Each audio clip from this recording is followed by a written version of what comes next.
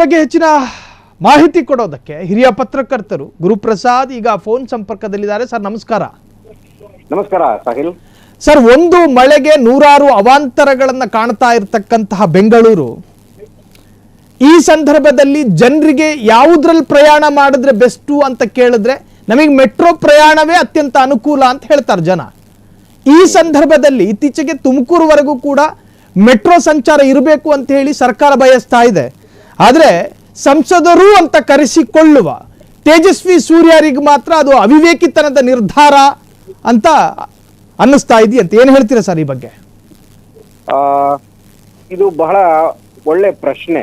ಯಾಕೆಂದ್ರೆ ಒಬ್ಬ ಸಂಸದರಿಗೆ ಅರ್ಥವಾಗಬೇಕಾಗಿದ್ದಂತಹ ವಿಚಾರಗಳು ದೇಶವ್ಯಾಪಿ ಏನ್ ಸಮಸ್ಯೆಗಳಿದೆ ಅನ್ನೋದು ಅರ್ಥ ಆಗ್ಬೇಕು. ಮೊಟ್ಟ ಮೊದಲಿಗೆ ಒಬ್ಬ ಪತ್ರಕರ್ತನಾಗಿ ಹೇಳುವಂತದ್ದಾದ್ರೆ ಸಾಹಿಲ್, ಇವತ್ತಿನ ಸಮಸ್ಯೆಗಳು ಅಂದ್ರೆ ಇವತ್ತಿನ ಅಭಿವೃದ್ಧಿಗೆ ತೊಡಕಾಗ್ತಾ ಇರುವಂತಹ ಸಮಸ್ಯೆಗಳು ಸಾಕಷ್ಟಿದ್ದಾವೆ. ಅದು ಬೆಂಗಳೂರು ಅನ್ನುವಂತಹ ಒಂದು ರಾಜಧಾನಿ ಇದೀಗ ಕರ್ನಾಟಕ ರಾಜ್ಯ ಅಷ್ಟೇ ಅಲ್ಲ, ಇಡೀ ದೇಶಕ್ಕೆ ಇಡೀ ಜಗತ್ತಿಗೆ ಬೆಂಗಳೂರು ಅಂತಂದ್ರೆ ಒಂದು ಐಕಾನ್ ಪ್ರದೇಶ ಅಂತ ಎಲ್ರಿಗೂ ಗೊತ್ತು. ಸಿಲಿಕಾನ್ ಸಿಟಿ, ಸಿಲಿಕಾನ್ ವ್ಯಾಲಿ ಅಂತ ಹೇಳ್ತೀವಿ, ಐಟಿ ಬಿಟಿ ಸಿಟಿ ಎಲ್ಲವನ್ನೂ ಕೂಡ ಒಳಗೊಂಡಿರುವಂತಹ ನಮ್ಮ ಬೆಂಗಳೂರು ನಮ್ಮ ಹೆಮ್ಮೆ. ಖಂಡಿತವಾಗಿಯೂ ನಮ್ಮ ರಾಜಧಾನಿ ನಮ್ಮ ಹೆಮ್ಮೆ, ನಮ್ಮ ಬೆಂಗಳೂರು ನಮ್ಮ ಹೆಮ್ಮೆ. ಆದ್ರೆ ಈಗ ನಿಮ್ಮ ಟಿವಿಯ ಪರದೆ ದೃಶ್ಯದಲ್ಲೇ ನಾವು ನೋಡ್ತಾ ಇದ್ದೀವಿ, ನಿನ್ನೆ ಒಂದೇ ಒಂದು ದಿನ ಆದಂತಹ ಒಂದು ಮಳೆಗೆ ಎಷ್ಟೆಲ್ಲ ಅವಾಂತರ ಆಗಿದೆ ಅನ್ನೋದನ್ನ ಗಮನಿಸ್ತಾ ಇದ್ದೀವಿ. ಬಹುಶಃ ನಿಮ್ಮ ಆ ವಿಂಡೋದಲ್ಲಿ ಬರ್ತಾ ಇರುವಂತದ್ದು ಮೆಟ್ರೋ ಕೆಳಭಾಗದ ರಸ್ತೆನೆ ಅಂತ ನಾನು ಅನ್ಕೊಳ್ತೀನಿ. ಅಲ್ಲಿನ ಜನ ಪರಿಸ್ಥಿತಿ ಪರದಾಟವನ್ನ ನಾವು ಗಮನಿಸಿದ್ರಷ್ಟೇ ಸಾಲದು, ಇಡೀ ನಾಡಿನ ಜನತೆ ಗಮನಿಸಬೇಕು, ಬೆಂಗಳೂರಿನಲ್ಲಿರುವಂತಹ ಜನತೆ ಗಮನಿಸಬೇಕು. ಜೊತೆಗೆ ಸಂಸದರು, ಬೆಂಗಳೂರು ದಕ್ಷಿಣದ ಸಂಸದರು, 2ನೇ ಬಾರಿಗೆ ಆಯ್ಕೆ ಆಗಿರುವಂತಹ ಸಂಸದರು ಗಮನಿಸಬೇಕು. ಅವರ ಹೇಳಿಕೆಯನ್ನ ಕೊಡೋದಕ್ಕಿಂತ ಮುಂಚೆ ನೋಡ್ತಾ ಇದ್ದೀವಿ ಬೆಂಗಳೂರಿನ ಮೆಟ್ರೋ, ನಮ್ಮ ಮೆಟ್ರೋ ಅನ್ನುವಂಥದ್ದು ಅದು ಒಂದು ಕನಸಿನ ಯೋಜನೆ ಆಗಿತ್ತು. ಖಂಡಿತವಾಗಿಯೂ ಆ ಕನಸಿನ ಯೋಜನೆ ನನಸಾಗಿದ್ದು ಬಹಳಷ್ಟು ವರ್ಷಗಳ ಹಿಂದೆ. ಅದನ್ನ ಸಿದ್ಧತೆ ಮಾಡಬೇಕಾದ್ರೆ ಬೆಂಗಳೂರಿನ ಜನ ಎಷ್ಟು ಯಾತನೆಯನ್ನ ಅನುಭವಿಸಿದ್ರು ಅನ್ನೋದು ಕೂಡ ಗೊತ್ತಿದೆ. ಆದ್ರೆ ಒಂದು ಅಭಿವೃದ್ಧಿ ಬೇಕು ಅಂತ ಹೇಳಿದಾಗ, ಒಂದು ನಗರ ಮುಂದುವರಿಬೇಕು ಅಂತ ಹೇಳಿದಾಗ ಆ ಒಂದು ಯಾತನೆಯನ್ನ ಸಹಿಸ್ಕೊಳ್ಬೇಕು ನಿಜ. ಆದ್ರೆ ಪ್ರಾಣಾಪಾಯ ಆಗುವಷ್ಟು ಅಭಿವೃದ್ಧಿ ಅಥವಾ ಅಷ್ಟೊಂದು ನರಕ ಯಾತನೆಯನ್ನ ಸಹಿಸ್ಕೊಳ್ಬೇಕಾ ಅನ್ನೋದು ಪ್ರಶ್ನೆ. ನೋಡಿ, ಈಗ ಅವರು ವಿರೋಧ ಎತ್ತಿರುವಂತಹದ್ದು ಬೆಂಗಳೂರಿನ ಅಭಿವೃದ್ಧಿ ಬಗ್ಗೆ ಅಲ್ಲ, ಆದ್ರೆ ತುಮಕೂರು ಮತ್ತು ಬೆಂಗಳೂರು ನಡುವೆ ಮೆಟ್ರೋ ಯೋಜನೆ ಸ್ಟುಪಿಡಿಟಿ ಅಂತ ಹೇಳಿದ್ದಾರೆ. ಒಬ್ಬ ಸಂಸದರಾಗಿ ಒಂದು ಕಾರ್ಯಯೋಜನೆಯನ್ನ ಮುಂದಾಲೋಚನೆಯನ್ನ ಮಾಡಿ ಒಂದು ನಗರ ಅಭಿವೃದ್ಧಿ ಆಗಬೇಕು ಅಥವಾ ಒಂದು ಯೋಜನೆಯನ್ನ ಅಭಿವೃದ್ಧಿ ಪಡಿಸಬೇಕು ಅನ್ನುವಂಥದ್ದಾದ್ರೆ, ಅದಕ್ಕೆ ಮೂಲಸೌಕರ್ಯ ಕಲ್ಪಿಸಬೇಕು ಅನ್ನೋಂಥದ್ದಾದ್ರೆ 5 ಅಲ್ಲ 10 ಅಲ್ಲ 20-30 ವರ್ಷಗಳ ಮುಂದಿನ ಯೋಚನೆಯನ್ನ ಮಾಡಬೇಕಾಗತ್ತೆ. ಮುಂದಿನ ಯೋಜನೆಯನ್ನ ಒಂದು ಆಕ್ಷನ್ ಪ್ಲಾನ್ ಅನ್ನ ರಿಸರ್ಚ್ ಮಾಡಿನೇ ಪಡ್ಕೊಳ್ಬೇಕಾಗತ್ತೆ.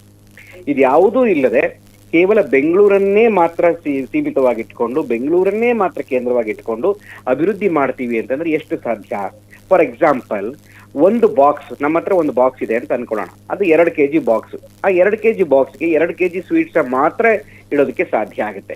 ಸ್ವೀಟ್ಸು ನಾವು ತಲುಪಬೇಕಾದ್ರೆ ಹುಷಾರಾಗಿ ತಲುಪಬೇಕು, ಅದರ ಶೇಪ್ ಹಾಳಾಗಬಾರ್ದು, ಅದರ ಕ್ವಾಂಟಿಟಿ ಹಾಳಾಗಬಾರ್ದು ಅನ್ನುವಂಥದ್ದಾದ್ರೆ 2 kg ಅಷ್ಟು ಇನ್ನೂ ಕಡಿಮೆ ಇಟ್ಟರೆ ಮಾತ್ರ ಆ ಸ್ವೀಟ್ ಬಾಕ್ಸ್ ಇನ್ನೊಬ್ಬರಿಗೆ ತಲುಪೋದಕ್ಕೆ ಸಾಧ್ಯ. ಅದಕ್ಕೆ ನಾವು 2 kg ಬಾಕ್ಸ್ಗೆ 3 kg ಅಷ್ಟು ಸ್ವೀಟ್ಸ್ ಇಡ್ತೀವಿ ಅಂತಂದ್ರೆ ಸಾಧ್ಯ ಆಗುತ್ತಾ? ಸೊ ಇದು ಸಂಸದರಿಗೆ ಅರ್ಥ ಆಗ್ಬೇಕು. ಬೆಂಗಳೂರಿನಲ್ಲಿ ಎಲ್ಲಿದೆ ಜಾಗ? ಬೇರೆ ಕಡೆಗಳಲ್ಲಿ ವಶಪಡಿಸ್ಕೊಳ್ಳೋದಕ್ಕೆ ಜಾಗ ಎಲ್ಲಿದೆ? ಸುತ್ತಮುತ್ತಲ ಪ್ರದೇಶಕ್ಕೆ ಹೋಗ್ಬೇಕು. ನೋಡಿ, ಈಗಾಗಲೇ ಆನೇಕಲ್ಲು, ಜಿಗಣಿ ಈ ಭಾಗದವರೆಗೂ, ಚಂದಾಪುರ, ಇನ್ ಮುಂದೆ ಹೋದ್ರೆ ಅತ್ತಿಬೆಲೆ, ಇನ್ ಮುಂದೆ ಹೋದ್ರೆ ಅತ್ತಿಬೆಲೆ ಚೆಕ್ ಪೋಸ್ಟ್ ಇಂದ ತಮಿಳ್ನಾಡಿಗೆ ಸೇರ್ಕೊಳ್ತಾರೆ. ಅಲ್ಲಿವರೆಗೂ ಮಾಡ್ತಾರ ಮೆಟ್ರೋ? ಯಾರಿಗೆ ಅನುಕೂಲ ಮಾಡ್ಕೊಡ್ತಾ ಇದ್ದಾರೆ? ಈ ಭಾಗಕ್ಕೆ ಬೇರೆ ಬೇರೆ ಜಾಗಗಳಿದ್ದಾವೆ. ಕೋಲಾರ ಇದೆ, ಹತ್ರದಲ್ಲಿ ಚಿಕ್ಕಬಳ್ಳಾಪುರ ಇದೆ, ದೇವನಹಳ್ಳಿ ಮುಂದೆ ಈಗ ಇಂಟರ್ನ್ಯಾಷನಲ್ ಏರ್ಪೋರ್ಟ್ ಇಂದ ಮುಂದಕ್ಕೆ ಸಾಕಷ್ಟು ಆಗಿದೆ.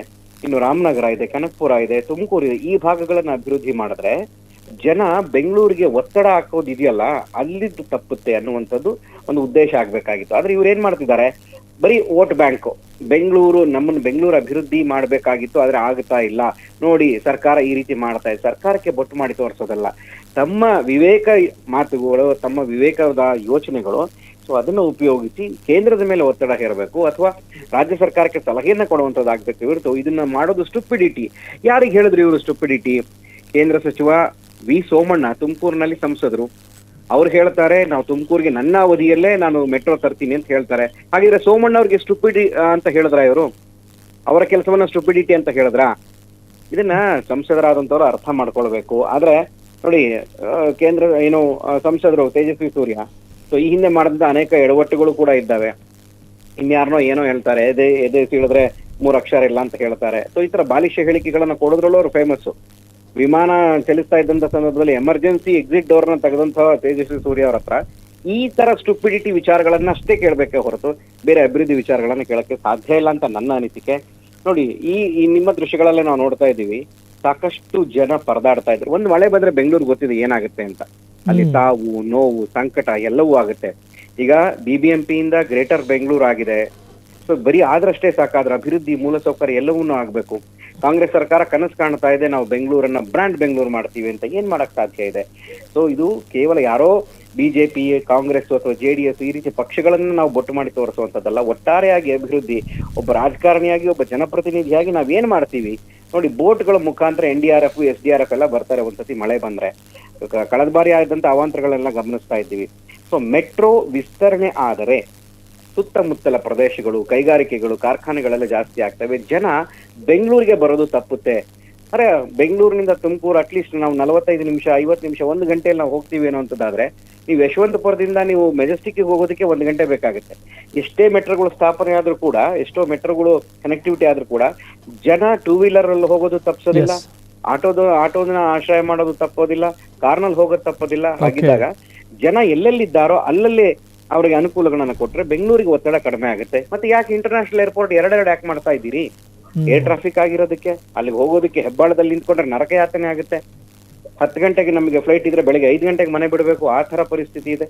ಸೊ ಹೀಗಿದ್ದಾಗ ಈ ಮಾರ್ಗದಲ್ಲೂ ಕೂಡ ಅಭಿವೃದ್ಧಿ ಮಾಡಿದ್ರೆ ಖಂಡಿತವಾಗಿಯೂ ಎಕ್ಸ್ಪ್ಯಾನ್ಷನ್ ಆಗುತ್ತೆ.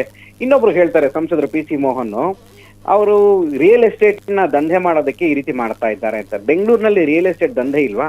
ಅಪಾರ್ಟ್ಮೆಂಟ್ ಗಳಿಗೆ ನೀವು ಪರ್ಮಿಷನ್ ಕೊಡ್ತಾ ಇಲ್ವಾ? 1 BHK ಮನೆ ಎಷ್ಟಿದೆ? 1 ಕೋಟಿ, 2 ಕೋಟಿ, 3 ಕೋಟಿ, ಇಷ್ಟಿಷ್ಟೆಲ್ಲ ಅಪಾರ್ಟ್ಮೆಂಟ್ ಗಳಿಗೆ ನೀವು ಪರ್ಮಿಷನ್ ಕೊಟ್ಟಾಗ ಅದು ರಿಯಲ್ ಎಸ್ಟೇಟ್ ದಂಧೆ ಅಲ್ವಾ? ಆಗಿದ್ರೆ ಎಲ್ಲಾ ಮೆಟ್ರೋ ಸ್ಟಾಪ್ ಗಳು ಇರುವಂತದ್ದು ದೊಡ್ಡ ದೊಡ್ಡ ಅಪಾರ್ಟ್ಮೆಂಟ್ ಗಳ ಹತ್ರನೇ ಅಂದ್ಮೇಲೆ ಇವ್ರು ಏನ್ ಮಾಡ್ತಾ ಇದ್ದಾರೆ? ಇದು ಕಣ್ಣಿಗೆ ಕಾಣಿಸ್ತಾ ಇಲ್ವಾ ಸಂಸದರುಗಳಿಗೆ? ನೋಡಿ, ಮೆಟ್ರೋ ಕಾರ್ಯಯೋಜನೆ ಆಗಿರುವಂತದ್ದು ಕೇಂದ್ರ ಬಜೆಟ್ ನಲ್ಲಿ ನಿರ್ಧಾರ ಆಗಿರುವಂತದ್ದು. ಅಂದ್ರೆ ಇವರು ಕೇಂದ್ರದ ಬಜೆಟ್ ಅನ್ನ ಧಿಕ್ಕರಿಸ್ತಾ ಇದ್ದಾರೆ, ಕೇಂದ್ರದ ಯೋಜನೆಯನ್ನ ಧಿಕ್ಕರಿಸ್ತಾ ಇದ್ದಾರೆ, ಮೆಟ್ರೋ ಅಭಿವೃದ್ಧಿ ಆಗೋದನ್ನ ಧಿಕ್ಕರಿಸ್ತಾ ಇದ್ದಾರೆ ಅನ್ನುವಂಥದ್ದು. ಆಯ್ತು, ತುಮಕೂರಿಗೆ ಸಬರ್ಬನ್ ರೈಲ್ ಬೇಕು ಅಂತ ಹೇಳ್ತಾರೆ. ಸಬರ್ಬನ್ ರೈಲು ನೋಡಿ, ತುಮಕೂರಿಗೆ ಈಗಾಗಲೇ ಸಾಕಷ್ಟು ವರ್ಷಗಳ ಹಳೆಯ ರೈಲ್ವೆ ಟ್ರ್ಯಾಕ್ ಇರುವಂತದ್ದು, ತುಮಕೂರಿನಿಂದ ಅಪ್ ಟು ಮಂಗಳೂರಿನವರೆಗೂ ಇರುವಂತದ್ದು, ಬ್ರಿಟಿಷರ ಕಾಲದಲ್ಲಿ ನಿರ್ಮಾಣ ಆಗಿರುವಂತದ್ದು. 2 ಟ್ರ್ಯಾಕ್ ಇತ್ತೀಚೆಗೆ ಅಭಿವೃದ್ಧಿ ಆಗಿದೆ. ಒಂದು ಟ್ರ್ಯಾಕ್ ಇತ್ತು, ಈಗ ಇನ್ನೊಂದು ಟ್ರ್ಯಾಕ್ ಅಭಿವೃದ್ಧಿ ಆಗಿದೆ.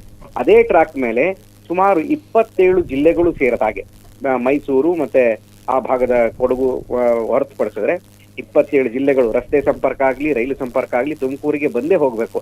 ಹಾಗಿದ್ಮೇಲೆ ಎಷ್ಟು ಡೆನ್ಸಿಟಿ ಇಲ್ಲಿದೆ, ಎಷ್ಟು ಪಾಪ್ಯುಲೇಷನ್ ಇಲ್ಲಿದೆ, ಇವ್ರಿಗೆ ಅನುಕೂಲ ಆಗೋದು ಬೇಡವಾ? ಹಾಗಿದ್ರೆ ಶಿವಮೊಗ್ಗ ಸೇರಿದಾಗೆ ಗುಲ್ಬರ್ಗ ಆಗ್ಬಹುದು, ಪೂನಾ, ಬಾಂಬೆ ಆಗಬಹುದು, ದೆಹಲಿವರೆಗೂ ಕೂಡ ರೈಲ್ಗಳ ಸಂಚಾರ ಮಾಡುವಂತಹ ತುಮಕೂರಿಗೆ ನೀವು ಮೆಟ್ರೋ ಸಿಟಿಯನ್ನು ಮೆಟ್ರೋನ ಕಲ್ಪಿಸಿದ್ರೆ ಮತ್ತಷ್ಟು ಅನುಕೂಲ ಆಗುತ್ತೆ.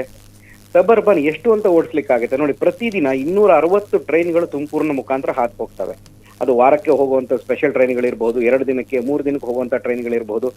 ಎಲ್ಲವೂ ಕೂಡ ತುಮಕೂರಿಗೆ ಡೆನ್ಸಿಟಿ ಈಗಾಗಲೇ ತುಂಬ್ತಾ ಇದ್ದಾರೆ. ರಸ್ತೆ ಸಂಪರ್ಕ ಇಲ್ಲ. ಸೊ ಹೀಗಿದ್ಮೇಲೆ ಮೆಟ್ರೋ ರೈಲು ಕಲ್ಪಿಸಿದ್ರಿ ನೋಡಿ. ಮೆಟ್ರೋ ಮಾದ ತಕ್ಷಣ ಎಲ್ಲರೂ ಅದ್ರಲ್ಲಿ ಹೋಗೋಕ್ ಸಾಧ್ಯ ಇಲ್ಲ. ಅದರ ಕೆಪಾಸಿಟಿ ಇರುವಂತದ್ದೇ ನಾವು ಒಂದು ಟ್ರಂಕ್ ತೆಗೆದುಕೊಂಡು ಹೋಗ್ಬೋದು ಮ್ಯಾಕ್ಸಿಮಮ್ ಅಂತಂದ್ರೆ. ಬೇರೆ ಒಂದು ಮೂಟೆನ ತಗೊಂಡು ಹೋಗೋದಕ್ಕಾಗೋದಿಲ್ಲ, ಬಸ್ ಇನ್ನೇನು ಆಗೋದಿಲ್ಲ. ಯಾರಿಗೆ ಅವಶ್ಯಕತೆ ಇದೆ ಖಂಡಿತವಾಗಿ ಅವರು ಉಪಯೋಗಿಸ್ಕೊಳ್ತಾರೆ. ನಗರಗಳು ವಿಸ್ತರಣೆ ಆಗುತ್ತವೆ, ಈ ಕೆಲಸ ಆಗಬೇಕು. ಇದು ಯೋಜನೆಯ ಒಂದು ಪ್ಲಾನ್ ಅಂತಂದ್ರೆ. ಆದ್ರೆ ತೇಜಸ್ವಿ ಸೂರ್ಯ ಅವರಿಗೆ ಯಾವ ವಿಚಾರವನ್ನ, ಯಾವ ಅಂಶವನ್ನ ತಲೆಯಲ್ಲಿ ಇಟ್ಕೊಂಡು ಹೇಳಿದ್ರೆ ಗೊತ್ತಿಲ್ಲ. ಮೆಟ್ರೋ ಇದ್ರೆ ಸಂಚಾರ ಸರಾಗ ಅನ್ಕೊಳ್ಳೋದು ಬಹಳಷ್ಟು ತಪ್ಪು. ಯಾಕೆಂದ್ರೆ ಮೊನ್ನೆ ಅಷ್ಟೇ ರಾಜ್ಯ ಸರ್ಕಾರ ಮೆಟ್ರೋ ಟಿಕೆಟ್ ದರವನ್ನ ಜಾಸ್ತಿ ಮಾಡಿದಾಗ ತುಂಬಾ ಜನ ಅದನ್ನ ಬಾಯ್ಕಾಟ್ ಮಾಡಿದ್ರು, ಮೆಟ್ರೋನಲ್ಲಿ ಸಂಚಾರ ಮಾಡೋದಿಲ್ಲ ಅಂತ. ಆದ್ರೂ ಅನಿವಾರ್ಯ. ನೋಡ್ತಾ ಇದೀನಿ ನಾವು ದೆಹಲಿಯಲ್ಲ ಮೆಟ್ರೋನ ನೋಡ್ಕೊಂಡ್ರೆ ನಮ್ಮ ಮೆಟ್ರೋ ಏನೇನು ಅಲ್ಲ. ದೆಹಲಿ ಮೆಟ್ರೋ 1 ನಿಮಿಷದ ಅವಧಿಗೆ ಒಂದೊಂದು ಮೆಟ್ರೋ ಟ್ರೈನ್ಗಳು ಬರ್ತವೆ, ಮತ್ತೆ ಅದು ಡಿವಿಯೇಷನ್ಗಳು ತುಂಬಾ ಇದಾವೆ. ದೆಹಲಿಯ ಜನ ಮತ್ತೆ ನೋಯ್ಡಾದ ಜನ ಇನ್ನು ಆಶ್ರಯಿಸ್ಕೊಂಡಿರೋದು ಕಂಪ್ಲೀಟ್ ಮೆಟ್ರೋನನ್ನೇ. ಮತ್ತೆ ಮುಂಬೈನಲ್ಲೂ ಕೂಡ ಹಾಗೇನೆ. ಸೊ ಹೀಗಿದ್ದಾಗ ಬೆಂಗಳೂರು ಅಷ್ಟೊಂದು ಡೆನ್ಸಿಟಿ ಆಗೋದು ಬೇಡ, ಮುಂದೆ ಅಷ್ಟು ಫಜೀತಿ ಆಗೋದು ಬೇಡ ಅನ್ನುವಂತ ಉದ್ದೇಶದಿಂದನಾದ್ರೂ ರಾಜಕಾರಣಿಗಳು ತಮ್ಮ ನಿಲುವನ್ನು ಬದಲಾಯಿಸ್ಕೊಳ್ಬೇಕಾಗುತ್ತೆ.